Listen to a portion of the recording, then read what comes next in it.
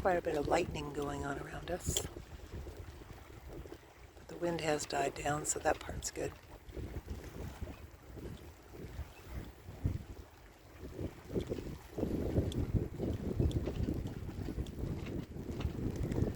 What an evening.